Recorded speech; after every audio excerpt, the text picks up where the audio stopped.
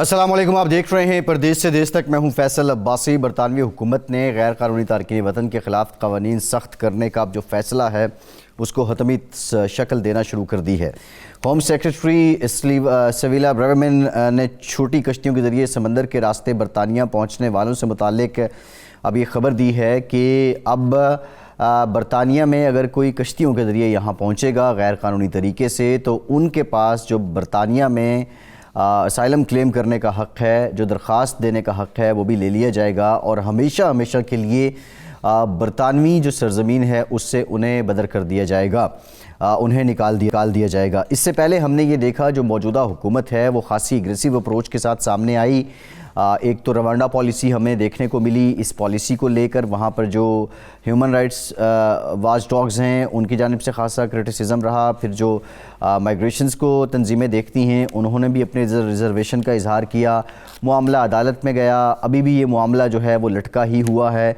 लेकिन सवाल ये पैदा होता है कि ऋषि सुनक की जो हुकूमत है वो इतने एग्रेसिव स्टांस क्यों ले रही है?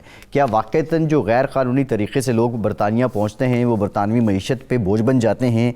ये भी एक सवाल है। या फिर जो बरतानवी हुकूमत की उन लोगों को लेकर अप्रोच है, जब वो असाइलम क्लेम करते हैं या वो दरख्वास्त दे देते हैं, उनको और उनकी फैमिलीज़ को जिस तरह सपोर्ट करना है, उनकी रिहाइश का, उनके खाने पीने का जो बंदोबस्त करना है, वो उससे बड़ा बोझ है उनके वहाँ रहने पे। फिर ये भी एक मामला है जो रवांडा पॉलिसी है, उन लोगों को जो लीगल एड दी जाएगी उस पे जो अखराजात आएंगे वो भी क्या बरतानवी मईशत पे बोझ बन रहे हैं? या इसका एक तरीक़ा ये भी हो सकता था कि इन लोगों को अगर वीज़ा ग्रांट कर दिया जाए या इनका लीगल स्टेटस कंफर्म कर दिया जाए तो ये लोग टैक्स नेट में शामिल हो जाएंगे और बजाय इसके कि ये बरतानवी हुकूमत पे बोझ बनते हैं या बरतानवी रियासत पे बोझ बनते हैं, ये उसमें कंट्रीब्यूट करना शुरू कर देते। लेकिन अब जो हैरानकुन बात है वो ये है कि बरतानिया में गैर कानूनी तरीके से दाखिल होने वालों से निमटने के लिए बरतानवी मीडिया के मुताबिक बरतानवी वज़ीर-ए-आज़म ने जल्द बिल पार्लियामेंट में पेश करने का कहा है। बिल के तहत बरतानिया आने वाले तारकीन वतन अफ्रीकी मुल्क रवांडा या किसी दूसरे मुल्क भेज दिए जाएंगे। बरतानवी मीडिया ये भी कहता है कि मज़कूरा बिल हुकूमत की तारकीन वतन से निमटने की मुहिम का हिस्सा है। इमिग्रेशन कानून हुकूमत की अहम तरजीहात में से हैं। हुकूमत चाहती है कि छोटी कश्तियों पर बरतानिया आने वाले तारकीन वतन को सियासी पनाह हासिल करने से भी रोका जाए। रिपोर्ट ये भी बताती है कि बिल के तहत कश्तियों पर बरतानिया आने वाले तारकीन वतन पर हमेशा के लिए बरतानिया में दाखिले पर पाबंदी आयद हो जाएगी। अब ये एक सवाल है कि क्या ये वाक़तन बरतानिया का कोर इशू है और इस इशू से निमट लिया जाए तो बरतानिया में इस वक्त जो मुख्तलिफ़ क्राइसिस हैं, महंगाई बहुत बड़ा मसला बन चुकी है, बरतानिया के निज़ाम सेहत पे बहुत से सवालात उठ रहे हैं, बरतानिया में जो टीचर्स हैं वो भी एहतजाज कर रहे हैं, बरतानिया की नर्सेज़ भी एहतजाज कर रही हैं, एम्बुलेंस ड्राइवर भी एहतजाज कर रहे हैं, बरतानिया में बहुत से सेगमेंट्स ऐसे हैं जो बंद हो रहे हैं, बेरोज़गारी बढ़ रही है। ये ज़्यादा बड़े इशूज़ हैं या ये तारकीन वतन बहुत बड़ा इशू है? और इस मामले का बरतानिया की जो इस वक्त गवर्निंग पार्टी है पॉलिटिकली उसको क्या फ़ायदा होगा? इन्हीं तमाम मामलात पे हम बात करेंगे। हमें ज्वाइन कर रहे हैं बैरिस्टर अमजद मलिक साहब। बहुत शुक्रिया आपका बैरिस्टर अमजद मलिक साहब। रिजवान सिलारिया साहब हैं, माहिर क़ानून हैं, लंदन से हमें ज्वाइन कर रहे हैं, आपका बहुत शुक्रिया। और मोहम्मद वक़ास साहब भी लीगल एक्सपर्ट हैं, वो भी हमें ज्वाइन कर रहे हैं बरतानिया से। सिलारिया साहब, आप ये बताइएगा, अब ये बिल अगर आ जाता है तो क्या वाक़तन जो बरतानवी मईशत है, हुकूमत है, रियासत है, उसके अखराजात कम हो जाएंगे? बेसिकली बिल तो कल का उन्होंने पेश कर दिया, इससे पहले प्रेस कॉन्फ्रेंस भी ऋषि सुनक ने कर दी है। लेकिन मैं समझता हूँ ये सिर्फ इलेक्शन स्टंट है, क्योंकि इलेक्शन करीब है, तकरीबन 17-18 माह रह गए इलेक्शन में। तो इलेक्शन स्टंट है लोगों को बताने के लिए। गवर्नमेंट के पास कुछ है नहीं है, कोई मुआशी पॉलिसी नहीं है, जो हालात है इस वक्त मुल्क के वो खतरनाक है, और उनके पास कोई तरीक़ेकार नहीं है, कोई चाराकार नहीं है, जिसकी वजह से उन्होंने इस बिल को पेश करने की कोशिश की है। और मैं समझता हूँ कि इंसानी हकूक़ के लॉयर, लेबर पार्टी, दूसरे लोग इसकी सख्त मुखालफत करेंगे और कर भी रहे हैं। मैं जहाँ तक मेरा ख्याल है कि बिल और सिर्फ ये है कि लोगों की तवज्जो बटाई जाए। अदरवाइज अगर देखेंगे प्रैक्टिकली इसके बहुत सारे मसाइल होंगे। सबसे पहले तो जो यूनाइटेड नेशन का आपने कन्वेंशन जो है वो साइन किया हुआ है, उसके तहत आपके ऊपर बहुत सारे लीगल ऑब्लिगेशंस हैं। प्लस जो NCHR के जो कमिश्नर हैं उन्होंने इस पर बहुत सारी बात की है तो पिछले वीक में। उसके बाद अगर आप देखें तो प्रैक्टिकली कैसे पॉसिबल होगा, इसको भी देखना होगा। जैसे कि आपने अपने इंट्रो में कहा कि लोगों को अगर काम की इजाज़त दे दी जाए और उसके ऊपर जो है ना वो काम कर ले जाए, जैसे कि इटली में होता है कि डे फर्स्ट में आप जाते हैं, असाइलम करते हैं और then you can stay away, जो है ना वो काम कर सकते हैं।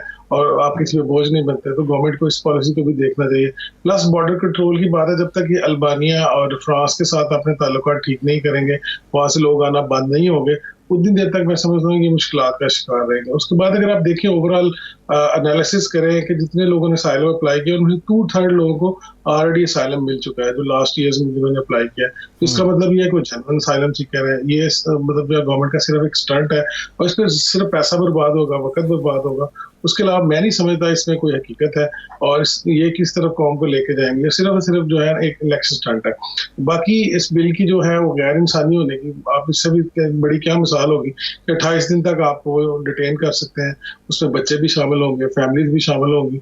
ये बहुत बड़े जुल्म की बात होगी, इसमें पूरी दुनिया से आवाजें उठेंगी। और जो बरतानिया इंसानी हकूक का चैंपियन गिना जाता है, उसके चैंपियन होने पर ना सिर्फ शुबा किया जाएगा बल्कि पूरी दुनिया से इसके खिलाफ जो है ना बात होगी। तो मैं समझता हूँ कि गवर्नमेंट को मुंह की खाना पड़ेगी, और ऑब्वियसली जो इंसानी हकूक के लॉयर्स हैं और जो तंजीमें हैं और पार्लियामेंट में जो पार्लियामेंटेरियन है, बैक बेंचर्स हैं जो टूरी पार्टी के, उसकी मुखालफत करेंगे और हम इसकी भरपूर मुखालफत करेंगे। सही है। अच्छा अमजद मलिक साहब, ये बताइएगा, अभी जिस तरह सलारिया साहब ने भी कहा कि 2/3 जो हैं वो लोग, उनको असाइलम उन्होंने सीख भी कर लिया, उनकी एप्लीकेशन अप्रूव भी हो गई, लेकिन सवाल ये है कि ये लोग जो कश्तियों के ज़रिए आते हैं या गैर कानूनी तरीके से आते हैं, इसमें इंसानी स्मगलिंग का जो एलिमेंट है वो कितने % है? और जेन्युइन जो असाइलम सीकर हैं, जो किसी मुल्क के हालात की वजह से या किसी दबाव की वजह से अपना घर छोड़ने पर मजबूर होते हैं, उनकी तादाद कितनी है? जी बहुत शुक्रिया। मेरे ख्याल में जो फिगर्स आ रहे हैं, जो तो ब्रेग्जिट का टाइम था, तो उस और स्पेशली कोरोना का जो टाइम था, उसके ऊपर आपको पता है कि रास्ते मसदूद थे और लोग आ जा नहीं रहे थे। तो फिगर जो 2018 का 300 है, तो वो रिफ्लेक्ट करता है कि सारा कुछ ही बंद था, दुनिया ही बंद थी, तो लोगों ने आना जाना कहाँ था। तो अभी जो 2022 में फिगर आ रहा है कि 45,000 लोग समुद्री रास्तों से आए हैं, तो दैट रिफ्लेक्ट के रास्ते खुल गए हैं, पानी के जरिए दूसरे रास्तों से लोग आ रहे हैं। लेकिन साथ ही साथ ये भी देखना होगा कि लोग अगर आ रहे हैं तो सारे ये असाइलम क्लेम तो नहीं कर रहे, बाकी रास्तों से भी इमिग्रेशन हो रही है। और इंसानी स्मगलर्स के ऊपर ये पूरा एक माफिया है, नेटवर्क है, जिसके ऊपर आप अभी सिर्फ आउटर प्रोडक्ट के ऊपर बात कर रहे हैं और काम कर रहे हैं। उनके ऊपर लॉज होने के बावजूद भी लोग धड़ाधड़ कश्तियां उल्ट रही हैं, लोग समुद्रों में जो है कश्तियों के जरिए, और वो लोगों को यहाँ तक ला रहे हैं, पहुंचा रहे हैं, और लोग आ रहे हैं, जा रहे हैं। अभी पिछले दिनों एक कश्ती जो है यूरोप से आते हुए उल्टी है, और उसमें से दर्जनों लोग जो है अपनी जान से गए हैं। तो देखना यह है कि आपके बैनुल-अक़वामी मुल्कों के साथ तल्लुकात किस तरह के हैं कि आप अगर डबलिन कन्वेंशन टाइप कोई चीज बनाते हैं तो उसके ऊपर इंप्लीमेंट हो सके। अभी तो ये अपने लोगों को ही बता रहे हैं कि हम कुछ कर रहे हैं, एज लॉन्ग एज जो जिन रास्तों से वो आ रहे हैं उसके ऊपर काम नहीं हो रहा। ह्यूमन ट्रैफिकर्स जो है लोगों की मिजरी से अभी भी फायदा उठा रहे हैं, और बिल्कुल आई एग्री कि उसके ऊपर काम होना चाहिए और लोगों को क्रैक डाउन होना चाहिए। जो लोग जाली तरीके से वहां पे कश्तियों में और बिठा के और इलीगल रास्तों से लोगों को यूरोप के रास्ते दिखाते हैं, या जाली पासपोर्ट बनाते हैं, या जाली डॉक्यूमेंट्स के ऊपर लाते हैं, उनके ऊपर काम होना चाहिए। अभी तक सारा नजला जो है वो विक्टिम्स के ऊपर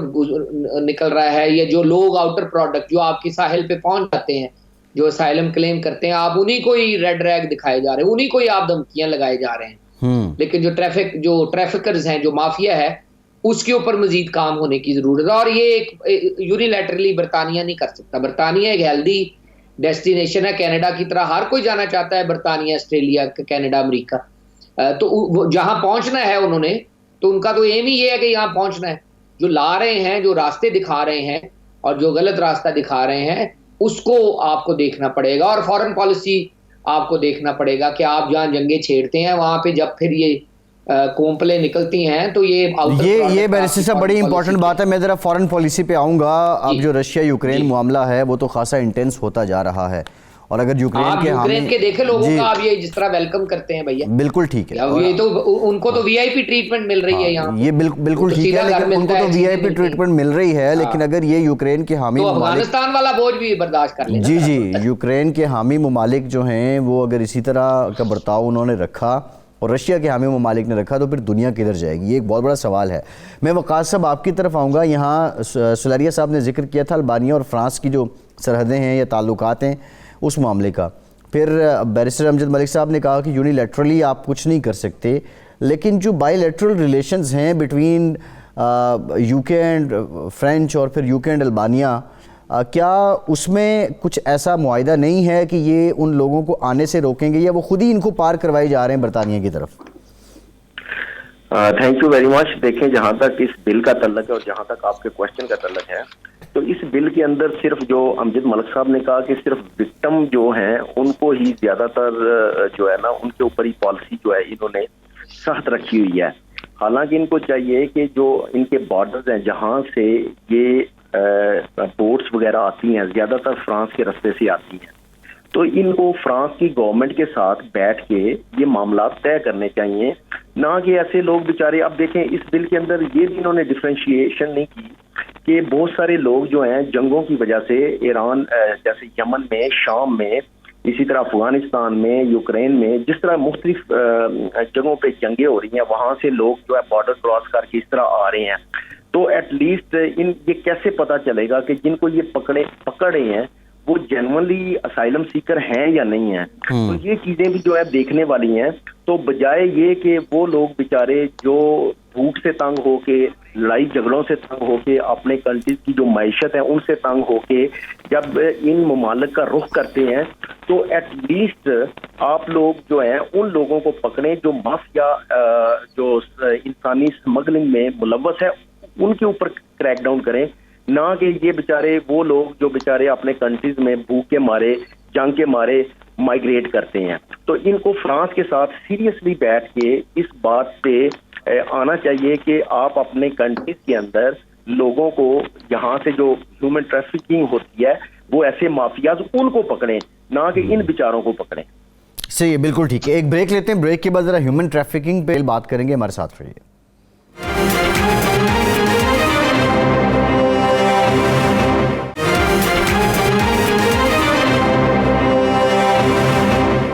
ब्रेक के बाद एक बार फिर से आपको खुशामदीद कहेंगे। अभी हाल ही में हमने देखा कि लीबिया से यूरोपीय मुल्क जाने वाली कश्ती डूब जाती है और उसमें लोग, अक्सर लोग जो हैं वो जान से भी चले जाते हैं। सलारिया साहब, फ़ी ज़माना अब मामलात में बड़ी जिद्दत आ चुकी है, आपका मोबाइल फ़ोन, आपकी IT, हर चीज़ एडवांस हो चुकी है, लेकिन ह्यूमन ट्रैफिकिंग हम ये देख रहे हैं इसका रुझान बढ़ ही रहा है।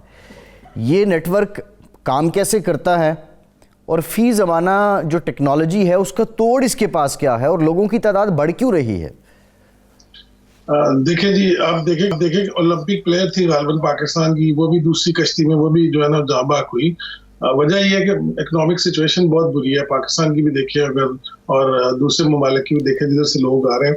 इवन इंडिया में भी कोई इतने अच्छे हालात नहीं है जिधर से लोग जो है ना वो, जाहिर है पूरा इंडिया तो बाहर नहीं आ सकता, तो ऑब्वियसली इनको दूसरे को रास्ते इख्तियार करने पड़ते हैं। तो ये बड़ा लुक्रेटिव बिजनेस है और आज का नहीं, बड़ा पुराना बिजनेस है।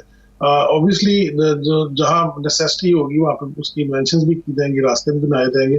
तो इटली जो है वो ऑब्वियसली वेलकम करता है। पहले उतनी मतलब जब से बोट्स जा रही हैं इटली की तरफ जा रहे हैं, फिर उधर से यूरोप के डिफरेंट पार्ट्स में, और इटली का साइलम बड़ा आसान है, इस वजह से लोग इटली का रास्ता अख्तियार करते हैं। और लीबिया से इटली का जो रास्ता है वो सफर है वो बहुत ज्यादा नहीं है, तो उसकी वजह से जो है ना लोग इजीली जो है उस तरफ जाते हैं। ऑब्वियसली समंदर की टाइड्स की वजह से समटाइम इश्यूज हो जाते हैं, लेकिन ये सारा रास्ता, बहुत सारे लोग जो है ना वो बहुत बड़ी तादाद में लोग असाइलम लेते हैं।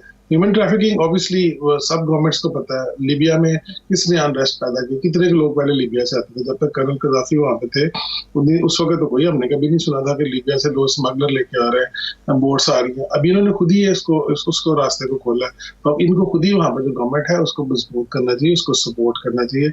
और सर्विलेंस इनके पास क्या नहीं है, कौन से आलात नहीं है, सर्विलेंस कर सकते हैं, सैटेलाइट सर्विलेंस हो सकती है, बहुत सारी चीजें हो सकती हैं। तो इसके लिए मैं समझता हूँ कि इनको बैठना पड़ेगा और इसको इंटरनेशनली जो इदारे हैं उनको इन्वॉल्व करके और फिर इसको जो है ना इसका तदारक करना पड़ेगा। अब्दुल मलिक साहब ने बिल्कुल करेक्टली कहा कि बरतानिया अकेला इस पर कुछ नहीं कर सकता। इनको ऑब्वियसली अगर इतने सीरियस है तो यूरोप का कन्वेंशन क्यों नहीं बुलाते, उसमें लिबियन गवर्नमेंट और जिधर जिधर से लीकेज हो रही है, जिधर से लोग आ रहे हैं, चाहे वो तुर्की है चाहे वो लीबिया, मोस्टली लोग यहाँ से आते हैं, या यूनान जो उसका बॉर्डर है जिधर से बहुत सारे लोग आते हैं, उधर क्यों नहीं ये सख्ती करते हैं, लोगों को नहीं आने देते। और सबसे जो बड़ी बात है, ये जंगें क्यों मुसल्लत करते हैं लोगों पर, अगर ये जंगें मुसल्लत नहीं करेंगे तो लोग क्यों वहां से भागेंगे। ये सबसे बड़ा मसला जिसको देखने की जरूरत है। जैसे अभी आप बात कर रहे थे, अफगान 25,000 अफगानी जो है किसी तरह पहुंचे हैं यूके में और उन्होंने आके साइलम लिया लास्ट ईयर। और बहुत सारे जो फौजी जो उनके साथ काम करते रहे उसमें खुश हैं, जो इधर आए अपनी एक महफूज मुल्क में, जो तालिबान से भाग रहे हैं लोग वहां से, वो किधर जाएंगे। ये तो छोड़ के आ गए उनको, ऑब्वियसली उन्होंने किसी न किसी तरह यहाँ पे पहुंचना है। और जैसे अमीर साहब ने कहा कि उन्होंने हर सूरत में पहुंचना है, ये बड़ी अच्छी डेस्टिनेशन है लोगों के लिए, उनको पता है यहाँ पे जाएंगे रोटी कपड़ा मकान का बेसिक जो इशू है वो सारा हल हो जाएगा एज कम्पेयर टू यूरोप। तो ऑब्वियसली यहाँ पे आएंगे, और यहाँ पे असाइलम रेशियो भी बड़ी अच्छी है, जो जेन्युइन केस है अप्रूव हो जाते हैं। तो मैं ये समझता हूँ कि इनको इनका तदारक करना पड़ेगा, ह्यूमन ट्रैफिकिंग के लिए इनको कवानीन जो मजबूत करने पड़ेंगे, और मुख्तलिफ जो ममालिक हैं कोऑर्डिनेशन भी करना पड़ेगा, इंटरनेशनल अदारों का इस्तेमाल करना पड़ेगा। सही है। अच्छा अमजद मलिक साहब, ये बताइएगा, ये जो ह्यूमन ट्रैफिकिंग है और इसमें लीकेजेस हैं, आप समझते हैं कि कुछ मुल्क जानबूझ के इसके लिए कुशन रखते हैं, और इस कुशन का मकसद क्या होता है? नहीं, बात सर मेरे ख्याल में कल की गार्डियन रिपोर्ट थी कि पाकिस्तान में से बहुत सारे लोग जो यंगस्टर्स जो है प्रोफेशनल्स हैं छोड़ के अदर डेस्टिनेशन का रुख कर रहे हैं। तो ये कॉमन फिनोमेना है, ये ग्लोबल विलेज है, यहाँ पे लोग अपनी डेस्टिनेशन मार्क करते हैं। और रिजवान ने बहुत अच्छी बात की, अब आप मुल्कों में जंगें छेड़ लेंगे, वो तो कॉमन चॉइस ही नहीं रहती। अगर जो जान बचा के अपनी लुटे पुटे लोग हैं, जैसे यूक्रेन है, अब ये वेस्ट का इंटरेस्ट है, उनका तेल का गैस का मामला है, तो यूक्रेन वाले वेलकम है। अब अफगानिस्तान का मसला है, दहशतगर्दी को वो नहीं चाहते कि मुल्क से बाहर, जिन लोगों ने इनके लिए काम किया है, जिन्होंने इन्फॉर्मर्स के तौर पे काम किया, ट्रांसलेटर के तौर पे काम किया, तो ये तो C-130 भर भर के लाए। अब रोए तो ना भी आप पूरे मुल्क चलाते रहे उनका, जाके आपका स्टेशन चीफ जो है वहां पे पूरी पॉलिटिकल डिसीजंस लेते रहे आप। अब अगर उनके कोई 25-30 हजार बंदा आ भी गया है तो कोई इतना रोना नहीं चाहिए। और बिल्कुल ठीक बात है, आप ह्यूमन ट्रैफिकर्स को क्रैक डाउन कर सकते हैं। जो रास्ते हैं उनमें जितने ममालिक आते हैं, आप उनके साथ बायलैटरल मुआहदे करें कि जी आप यहाँ रोके, हम आपको ये फैसिलिटी देंगे, हम यहाँ आपके कोर्ट में यहाँ असिस्ट कर देंगे, आप इनको यहाँ ट्रेन से या बोट से चढ़ने से रोकें, जो लोग आपके प्रोसिक्यूशन में हम आपका हिस्सा देंगे, हम आपका रखने के ऊपर हिस्सा देंगे, हम इनको प्रोसेस करें उसमें हिस्सा देंगे। अल्बेनिया हो, तुर्की हो, ग्रीस हो, साइप्रस हो, तुर्की के बॉर्डर से निकलते हैं लोग। अब तुर्की को तो आप यूरोप में ही नहीं लाना चाहते। मेरा तो इस पे जो अमजद मलिक साहब इस्तदलाल ये था कि अगर आपने अल्बानिया में या फ्रांस में या किसी मुल्क में हिस्सा ही देना है, आप रवांडा में भी जैसे हिस्सा देना चाह रहे हैं और मामला ही इकॉनमी का है, तो फिर उसका इस प्रैक्टिस का फ़ायदा क्या है? या तो उन लोगों को आने दिया जाए, वो आप चैनल में लाएं। रवांडा यहाँ से ला के भेजना और चीज़ है, आते हुए को रोकना और उसमें असिस्टेंस देना ये बायलैटरल मुआहदा होगा। यहाँ से आके भेजना तो वो जुए शीर लाने के मुतरादिफ है। यहाँ की अदालतें और तरह देखती हैं मामला, ये को पाकिस्तान थोड़ी है। यहाँ पे आके असाइलम सीकर हो, जो मर्जी हो, अदालत सबके लिए बराबर है। और यहाँ जब आप अदालत में जाके अपना केस प्लीड करते हैं, ये इक्का दुक्का वाकयात भेज लेंगे। यहाँ से आके बंदा भेजना इट्स नॉट ईजी।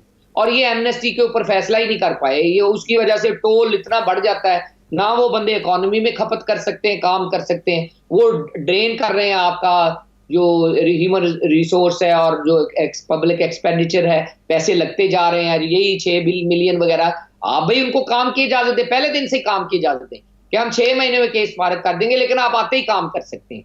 6 महीने भी उनको ट्रेन करें कि आप नर्स हैं तो नर्सिंग की ट्रेनिंग शुरू कर दें, डॉक्टर है तो डॉक्टर की ट्रेनिंग शुरू कर दें, हम आपको पे करेंगे, ताकि अगर आप रह जाएं तो आपको हम एडवांस में आपके ऊपर इन्वेस्ट कर रहे हैं। और रास्ते में रोके और कोटा, यूएन जब तक कोटा नहीं लेगा इन बड़े मुल्कों को, तो ये लोग हेल्दी डेस्टिनेशन पे जाते ही रहेंगे। जब यूएन को पता है कि अफगानिस्तान में जंग है, यूक्रेन में जंग है, इराक, सीरिया में, लीबिया से लोग आ रहे हैं, ईरान से लोग आ रहे हैं, तो इन इलाकों में यूएन के डिपो के ऊपर 10,000 बंदे की फर्स्ट 10,000 लिस्ट लगी होनी चाहिए कि ये 10,000 G20 के ममालिक में जाएंगे। इनको हर एक को 250-300 आदमी महीने का लेना चाहिए और बांट के लेना चाहिए, ताकि सारे अपना हिस्सा, क्योंकि आप उस यूएन के ऑफिस को एक्टिव नहीं करते कि जी मैं क्यों मानूं, मैं क्यों अपने मुल्क में घुसने दूं असाइलम सीकर्स को। इस वजह से जहां जिसका रास्ता बनता है, जो जिसका दा लगता है वो लगा लेता है। बिल्कुल कोई भी वकील यहाँ पे इस चीज को अप्रिशिएट नहीं कर रहा कि ह्यूमन ट्रैफिकर्स के ऊपर नहीं हाथ डलना चाहिए, बिल्कुल डलना चाहिए। नाकामी जो है आपकी अपनी रियासत की, बरतानिया की नाकामी है, ये आप किसी को मरूद इल्जाम ना ठहराएं। कोई जाके तो नहीं किसी को कहता ना कि जी मैं ये गलत रास्ता बनाने लगा हूं, मुझे गाइड करें। कोई भी नहीं कोई गाइड करता इस तरह के, हर कोई छुप छुपा के को कहता है कि जी मैं मैनचेस्टर या लंदन पहुंच जाऊं। ये इनका काम है कि जो रास्ते हैं उनके ऊपर अपने प्रॉपर चेक पोस्ट हो। फ्रांस की पुलिस को पता हो कि मैं आज एक बंदा पकड़ूंगा, मुझे उसका जो खर्चा है उसका आधी फीस जो है वो बरतानिया सब्सिडाइज करेगा। उसकी क्रिमिनल प्रोसिक्यूशन अगर पकड़े जाएंगे उसका खर्चे की आधी फीस बरतानिया देगा। आप नंबर्स अगले साल लें, आधे हो जाएंगे। सही है, ठीक है, एक ब्रेक लेते हैं, ब्रेक के बाद आपकी तरफ जाएंगे, हमारे साथ रहिए।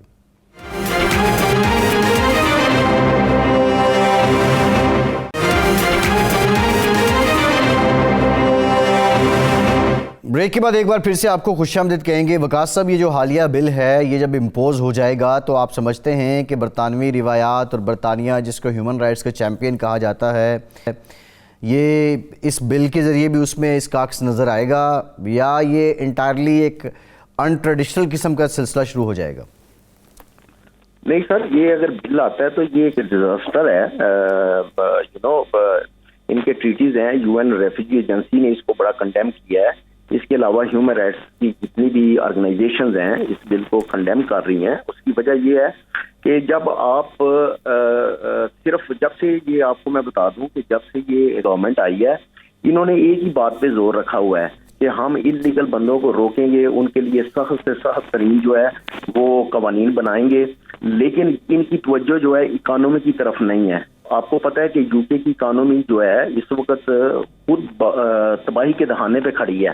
तो मैं समझता हूं कि ये डिजास्टर होगा अगर ये बिल पास हो जाता है, और ये बिल्कुल ह्यूमन राइट्स एक्ट के भी खिलाफ है। और जो असाइलम एक्ट है, यहाँ पे जो असाइलम हम लोगों के डालते हैं, असाइलम जो पॉलिसी है उसके भी ये खिलाफ है। तो मैं समझता हूँ कि इस बिल को जो है सारी जो ऑर्गेनाइजेशंस हैं, एनजीओज हैं, ह्यूमन राइट्स हैं, यूएन रेफ्यूजी एजेंसी है, वो सब इसको कंडेम कर रहे हैं। तो अगर ये बिल आता है तो मैं समझता हूँ कि इसके खिलाफ काफ़ी रेजिस्टेंस होगी। तो जितने भी यहाँ पे वुकला बरादरी है वो भी इसको कंडेम कर रही है। तो ये चीज़ जो है बिल्कुल वायलेशन ऑफ ह्यूमन राइट्स है, लोगों के राइट्स को सलब करने की ये कोशिश है। आपको पता है कि यहाँ पे एक इन्होंने रिप्लेस किया है ह्यूमन राइट्स बिल की जगह, इन्होंने राइट्स ऑफ बिल भी लेके आए हैं। तो उसके ऊपर भी काफ़ी सारा जो है डिबेट चल रहा है। तो ये जो पॉलिसीज हैं ये बिल्कुल ह्यूमन राइट्स को सलब करने की जो ऋषि सुनाक की गवर्नमेंट है उनकी एक कोशिश है। सही है। अच्छा सुलेरिया साहब, पॉलिटिकली क्या फ़ायदा होना है ऋषि सुनाक की गवर्नमेंट को इससे? देखिए, पॉलिटिकली तो बहुत सारा फायदा होगा। उस तरह होगा कि जो जिससे पहले ब्रेक्जिट हुआ है वो इसी तरह पॉलिटिकली हुआ है। एक पॉलिटिकल डिसीजन था, लोगों को, जो राइट विंग के लोग हैं उनको बताया। हाँ, बल्कि इसमें एक बहुत बड़ी बात हुई है। 10 फरवरी को एक वाकया हुआ है लिवरपूल में। अगर आप देखें तो एक होटल पे अटैक किया लोगों ने, सॉरी ब्लैकपूल में गालबन अटैक किया, जिसमें उन्होंने जो है वो 150 के करीब डेमोन्स्ट्रेटर थे और उसमें 15 के करीब जो है पुलिस ने अरेस्ट किए हैं। और सिर्फ लोगों में नफरत फैल गई, और जो फार राइट के लोग हैं उनको ऑब्वियसली ये उकसाने की कोशिश है और कुछ भी नहीं है, ताकि उनका वोट बैंक जो है वो एक जगह पे इनको मिल सके और जो दूसरी पार्टियां उनसे ज्यादा ये बर्तरी ले सके। अदरवाइज तो मैं नहीं समझता इसमें कोई चीज है। लोगों के जज्बात है, लोग ऑब्वियसली इमिग्रेशन को पसंद नहीं करते। तो यहाँ पे लोग रहते हैं, मुकामी लोग हैं, वो समझते हैं कि उनके हक मारे जाते हैं। जैसे मलिक साहब ने कहा कि जो यूक्रेन से लोग आ रहे हैं, जो साइलम सीकर हैं, उनको तो स्टेट अवे, प्रेग्नेंट वुमेन है, उनको तो स्टेट अवे घर मिल जाते हैं। जो लोग यहाँ पे कई सालों से रह रहे हैं उनको तो घर नहीं मिलते, उनको तो इश्यूज हैं। ऑब्वियसली लोगों में एक नफरत है इमिग्रेंट्स के बारे में, लेकिन इस तरह की नफरत नहीं है कि उसको उभारा जा सके और उसको मजीद भड़काया जा सके। जलती पे तेल डालने वाला काम है। मैं ये समझता हूँ कि इसके गवर्नमेंट को इस पर हाउस के नाखून लेने चाहिए। इससे कोई फायदा नहीं होगा, लोगों में नफरतें बढ़ेंगी। इसकी बजाय जो ऑब्वियसली मुख्तलिफ किस्म के हल है वो जो तजवीज़ किया, मलिक साहब ने भी किए, मैंने भी पहले बात की कि इस पर उन हल को तलाश करने की जरूरत है। इंटरनेशनल अदारों के साथ मिलकर एक मजबूत किस्म का निज़ाम बनाने की जरूरत है। उस पर डिस्कशन की, डायलॉग की जरूरत है, और उसमें तमाम जो ह्यूमन राइट्स के ऑर्गेनाइजेशन हैं उनको एक गवर्नमेंट ऑन बोर्ड करे। उसके बाद मुख्तलिफ ममालिक के साथ एक तजावीज़ ले, एक कंसल्टेशन का प्रोसेस जो है उसको अडॉप्ट करे, इंस्टेड कि आप हेट्रेड जो फैलाए और लोगों में इस किस्म की फिजा पैदा करें मुल्क में कि लगे कि शायद आप जो है ना एलियंस हैं, किसी दूसरे मखलूक हैं। ऐसा नहीं है, बिल्कुल हम भी इसी तरह इंसान है। जो इमिग्रेंट्स हैं यहाँ पर, जो दूसरे लोग हैं, वो भी इसी तरह से हैं। तो मैं ये समझता हूँ गवर्नमेंट को लोगों के दरमियान जो है मोहब्बत बढ़ानी चाहिए, पीस लेके आना चाहिए, ना कि नफरतें बढ़ानी चाहिए। और ये सिर्फ इलेक्शन के लिए अपने चंद वोटों के लिए जो पॉलिटिशियंस का काम है, पूरी दुनिया में पॉलिटिशियन इसी तरह के अनफॉर्चुनेटली जो है वो रास्ते इख्तियार करते हैं। पूरी दुनिया में अगर आप देखें, इवन पाकिस्तान में देख लें, अमेरिका में जो पीछे हुआ, तो देखें तो लोग यही कुछ कर रहे हैं। मैं समझता हूँ कि ये अच्छी मिसालें नहीं है, और इंसानी हकूक़ के जो लॉयर्स हैं, इंसानी हकूक़ की तंजीमें हमेशा इस तरह की जो बिल है, इस तरह की जो बातें हैं उसकी मुखालफत करते हैं। सही है। अच्छा, बैरिस्टर अमजद मलिक साहब, अब ये जो बिल है इसके मंदरजात अगर आप देखें तो जो 28 दिन तक है इन लोगों को नज़रबंद भी रखा जा सकता है या डिटेंशन में रखा जाएगा। दूसरा ये है कि 18 बरस से कम और तिब्बी तौर पर वो लोग जो परवाज़ नहीं कर सकते उनकी अपीलें जो हैं वो सुनी जा सकेंगी, वो अपील कर सकेंगे। अब इस तरह के जो मामलात हैं, ये डिटेंशन किस नौइयत की होती है? क्या इनके लिए बाज़ाब्ता इंतज़ामात किए जाएंगे? कोई घर किसी होटल में ये वहीं पे रहेंगे जैसे पहले होता है, या ये किसी सेल में रखे जाएंगे? ज़रा ये बता दीजिए डिटेंशन किस नौइयत की होगी? जी भाई साहब, मेरे ख्याल में एज अ पॉलिसी जब भी कोई असाइलम क्लेमेंट कोर्ट पे आता है तो वो उसको प्रोसेस करने के लिए इमिग्रेशन ऑफिसर्स के पास पावर होती है कि वो उनको रिलीज भी करते हैं नेशनल असाइलम सपोर्ट की अकोमोडेशन, टेम्परेरी या परमानेंट, या वो डिटेन भी कर सकते हैं। और डिटेन अगर करते हैं तो वो इनिशियली लोकल जो उनके सेंटर्स होते हैं वहां रखते हैं, अदरवाइज वो डिटेंशन सेंटर में भेज देते हैं अगर ज्यादा टाइम लगना हो। तो वो कोशिश ये करेंगे कि 28 दिन के अंदर अंदर उनका इनिशियल क्लेम जो है वो रजिस्टर करके, क्योंकि अगर वो डिटेंशन में होंगे तो जल्दी होगा सारा कुछ। सो वो 2-3 दिन के अंदर अंदर पहला इंटरव्यू, दूसरा इंटरव्यू, डिसीजन, और अगर आपको मुल्क से बाहर भेजना है तो वो 28 दिन के अंदर अंदर वो टारगेट पूरा करेंगे। लेकिन ये है कि जो लोग, क्योंकि बरतानिया यूरोपियन इंसानी हकूक की जो कन्वेंशन 1950 है उसका सिग्नेटरी है, उसकी शिक 3 कहती है कि किसी के साथ भी इन ह्यूमन, गैर इंसानी और डिग्रेडिंग तज़हीक में सलूक नहीं किया जा सकता।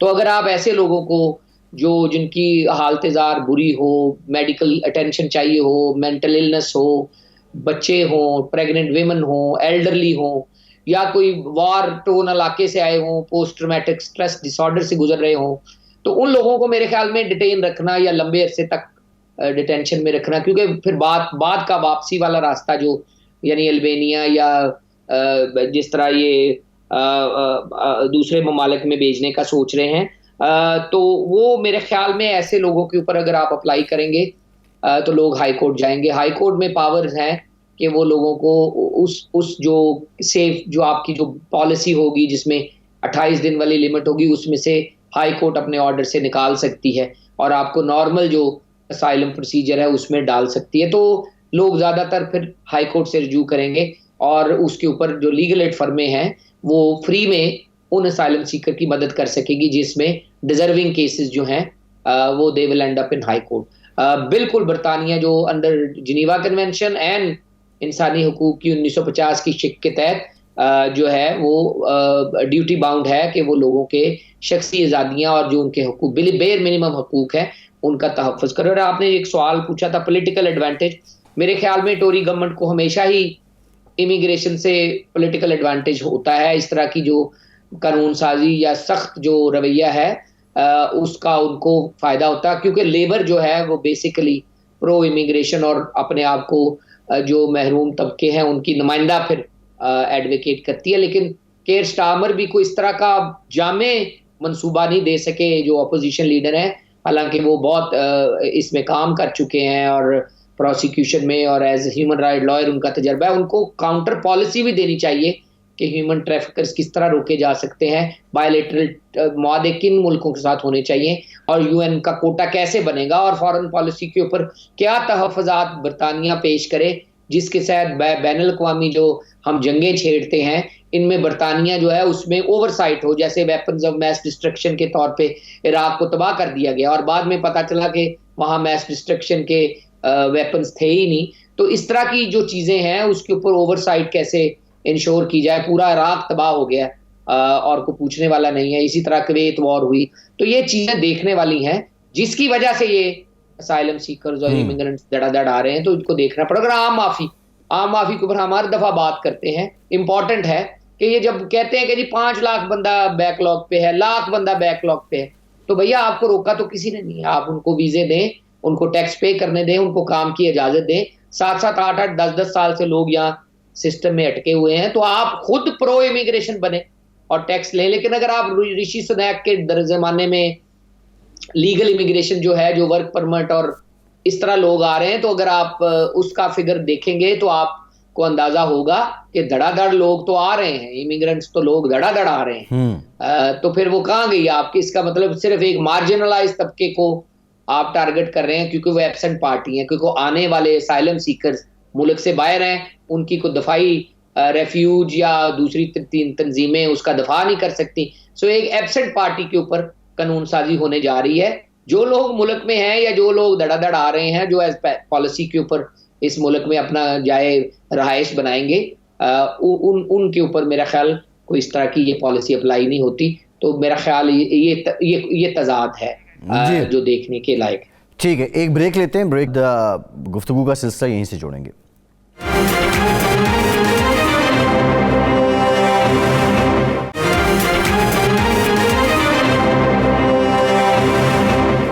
ब्रेक के बाद एक बार फिर से आपको खुशामदीद कहेंगे। वकास साहब, यहाँ पे फॉरेन पॉलिसी की बहुत ज़्यादा बात हुई है। अब बरतानिया के अंदर अगर ये आवाज़ें उठ रही हैं और बरतानिया के लोग जिस तरह बहुत से बहरानों का भी शिकार हैं इस वक्त, तो हुकूमत क्या इतना दबाव ले रही है कि वो अपनी फॉरेन पॉलिसी को रिविज़िट करने की कोशिश करे? वो जो अमेरिका के मफादात हैं उन मफादात के लिए बरतानिया के अवाम के मफादात को पे कंप्रोमाइज़ ना करे? ठीक है कि इस वक्त जो सूरत हाल है यूके की, उसके अंदर इनको अपनी जो फॉरेन पॉलिसी है उसके ऊपर रिव्यू करने की जरूरत है, क्योंकि इस वक्त बहुत सारे लोग जो आपको पता है कि यूके के अंदर मुख्तलिफ कम्युनिटी के लोग, मुख्तलिफ मुल्कों के लोग रह रहे हैं, वो कभी भी इस पॉलिसी को, बल्कि इवन टोरी गवर्नमेंट के बहुत सारे जो लोग थे वो अब लेबर में शामिल हो रहे हैं। अब जिस एरिया में मैं रहता हूँ इसमें बहुत सारे टोरी के जो मेंबर थे वो टोरी को छोड़ रहे हैं सिर्फ इस वजह से कि इनकी जो इकोनॉमिक पॉलिसी है और जो फॉरेन पॉलिसी है जिसमें ये नाकाम हो चुके हैं, तो इस वजह से वो इसको बिल्कुल कंडेम कर रहे हैं। और मैं समझता हूँ कि इवन इन्होंने ये जो शोशा छोड़ा है और बिल लेके आए हैं, ये इसलिए लेके आ रहे हैं कि इलेक्शन आएगा तो हम इसमें कामयाबी हासिल करेंगे, हम लोगों को बताएंगे कि हमने इलीगल इमिग्रेंट्स को कंट्रोल किया और कंट्रोल करने से मुल्क की मैशत को इसका फायदा हुआ है। लेकिन लोग अब इनकी इन चांसों में नहीं आएंगे, क्योंकि इस वक्त आपको पता है कि यहाँ पे बहुत सारी चीज़ों की, ग्रोसरी की शॉर्टेज है और ये उसको फुलफिल करने में नाकाम रहे हैं। तो इस वजह से मैं समझता हूँ कि ये इस तरह के जो हथकंडे जो इस्तेमाल कर रहे हैं, ह्यूमन राइट्स के खिलाफ जो जा रही हैं ये चीज़ें, ये इनके लिए फ़ायदा मंद नहीं होंगी बल्कि उल्टा इनको नुकसान पहुँचाएंगी। सही है। अच्छा सुलारिया साहब, ये बताइएगा, अब ये तो मामलात सामने, हमने फ़ॉरेन पॉलिसी पे पहले भी बात की है, ये जो कानून है इसकी मंजूरी के बाद या इसके इम्प्लीमेंट होने के बाद पहले से जो मौजूद कानून हैं कहीं आपस में कंट्रडिक्शन तो नहीं आ जाती इनकी? और अगर कंट्रडिक्शन आती है तो फिर एट द एंड इसका फ़ायदा तो शायद विक्टिम को ही हो। देखिए, सबसे पहले तो ये कानून इतना मज़का खेज है कि इसमें उन्होंने लिखा है इलीगल एंट्री करने वाले का। अगर आप यूनाइटेड नेशन का जो चार्टर है जो इन्होंने साइन किया है वो अगर आप देखें और उसके तहत जो इन्होंने रेफ्यूजी कन्वेंशन जो है वो उसके ऊपर साइन किए हैं, वो अगर आप देखें तो उसमें लिखा हुआ है कि कोई भी बंदा चाहे वो किसी भी तरह से आपके मुल्क में पहुंचे, चाहे वो लीगल हो चाहे इलीगल एंट्री हो, आपने उसका क्लेम जो है ना प्रॉपर्ली असेस करना है। तो पहले तो इनकी जो कानून साजी है वही बड़ी अजीबोगरीब किस्म की है। बाकी जहाँ तक आपका जो सवाल है कि ऑब्वियसली इसको देखेंगे, उस पर पार्लियामेंट में प्रॉपर इसकी रीडिंग होगी, फिर उसके बाद प्रॉपर हाउस ऑफ लॉर्ड में जाएगा, फिर अगर वहां से कुछ शिकायत उसको खत्म की जाती है फिर दोबारा वापस आएगा। एक लंबा प्रोसेस है, फौरी तौर पर तो नहीं होगा। और उस पर सारे यहाँ पे बैठे हैं कानून साजी, और जो इसके इश्यूज होंगे, अगर उसमें किसी जगह पे कोई कंट्राडिक्शन आता है, कोई इशू आता है, तो ऑब्वियसली उसके बाद फिर ये हाई कोर्ट में जाएगा, हाई कोर्ट के बाद फिर उसको कोर्ट इस पर डिसाइड करेगी, तो वो एक डिफरेंट मैटर है। लेकिन ओवरऑल अगर आप देखें तो अभी ये इतना आसान नहीं है, मुझे नहीं लगता कि इतनी आसानी से ये जो गवर्नमेंट है इस कानून को इसी तरह से जिस तरह वो कह रहे हैं वो पास कराने में कामयाब हो जाएंगे। उनमें बहुत सारी इनको तरमीम करनी पड़ेगी। तो वही बात है कि मेन इशू से ये हट जाएंगे, लोगों को हटा देंगे। बाकी जैसे ओवरऑल अगर आप देखें तो इस वक्त बहुत ज्यादा इमिग्रेशन हो रही है मुल्क में, चैरिटी वीजाज खुले पड़े हैं, उसके बाद अगर आप देखें तो हेल्थ केयर के वीजाज हैं, बहुत सारी दुनिया उस पर आ रही है। इंडिया का एक पूरा आप देखें तो स्टूडेंट वीजा धड़ लग रहे हैं इंडिया से, उसके बाद आप यूथ एक्सचेंज प्रोग्राम आपने इंडिया के साथ खोल दिया, तो बहुत सारी चीजें तो आपने कर दी है जिससे इमिग्रेशन जो है वो कंट्रोल नहीं हो पा रही है। और जो लोग जेन्युइन जिनको वाकई मसाइल है उनके ऊपर आप इस किस्म की कानून साजी करने जा रहे हैं, तो मैं समझता हूँ कि जो कंट्राडिक्शन है वो बहुत ज्यादा है इस बिल में। और वी होप कि ये बिल पास ना हो पार्लियामेंट से और पार्लियामेंट इसको जो है वो थ्रो आउट कर दे। और मुझे उम्मीद है कि जो टूरी बैक बेंचर्स हैं जो मौजूदा गवर्नमेंट के, वो भी इसकी बहाली करेंगे। अच्छा बैरिस्टर अमजद मलिक साहब, आपने स्टैट्स देखे हैं, ये 45,000 लोग जो पिछले साल दाखिल हुए हैं, ज़्यादातर का ताल्लुक किन ममालिक से है? ये इनमें ज़्यादातर भजन सीरिया, इराक और कुछ सब अफ़गानिस्तान, ज़्यादातर अफ़गानिस्तान, तो ये वहाँ से है क्योंकि तालिबान के आने के बाद से लोग काफ़ी आए हैं। तो ज़्यादातर ये जो बेल्ट है उससे ज़्यादा लोग आए हैं, ये जो गल्फ़ की बेल्ट है। लीबिया से भी आते हैं लोग। तो ये ज़्यादातर वही लोग हैं जहाँ से वॉर टोर्न इलाके हैं जिनके ऊपर अभी तक रिहैब हुआ नहीं है। लीबिया से जो लोग आते हैं, लीबिया को एज अ ट्रांसिट कंट्री लोग यूज़ कर रहे हैं या मकामी लोग भी लीबिया के अब आना शुरू हो गए हैं? नहीं, लीबिया के लोग भी बहुत, कर्नल कदाफी के बाद वहाँ के, क्योंकि जो सारा निज़ाम ही आपका, पहले लीबियन जो लोकल सिटीजन थे उन्होंने बड़े अच्छे रखे हुए थे लोकल इंतजामिया ने। अब जब से वहाँ पे जो है वो टॉपल हुआ है कर्नल कदाफी, तो उनके हालात बड़े बुरे हुए हैं और बड़े लोग मुल्क छोड़ के गए हैं वहाँ से, और वहाँ से भी लोग काफ़ी आए हैं। सीरिया, स्पेशली यमन, सीरिया, इन इलाकों से, ये जो आपका तुर्की का है साइप्रस, इन इलाकों से आते हैं। तो ये काफ़ी इन इलाकों से आते हैं। अफगानिस्तान, ईरान, यहाँ से अफगानिस्तान, ईरान, पाकिस्तानियों की तादाद कितनी है? पाकिस्तानियों की तादाद कितनी है, आपको कोई अंदाजा है? पाकिस्तानियों की इनके मुकाबले में जो लेट से 10-12% से ज़्यादा नहीं है। टोटल तादाद से 10-12% होगी, इतनी तादाद नहीं है। लेकिन क्योंकि हम खुद पाकिस्तानी हैं और चैनल भी पाकिस्तानी ओरिजिन है, तो हमारी क्योंकि तवज्जो ज़्यादा है उनकी खबरों पे होती है, इसलिए ये खबरें स्किप कर जाती हैं। नॉर्मली जो हमारी जो पाकिस्तानी कम्युनिटी है वो ज़्यादातर कोशिश करते हैं असाइलम के अलावा, यानी स्टूडेंट रूट और work permit, doctors, nurses, care workers, ये बहुत ज़्यादा जाते हैं। अच्छा, ये एक सवाल ये भी है बैरिस्टर साहब, क्या बाय एयर आना भी अब गैर कानूनी तरीके से पॉसिबल है बरतानिया में, और लोग अब भी आ रहे हैं क्या? दुनिया वैसे बदल गई है।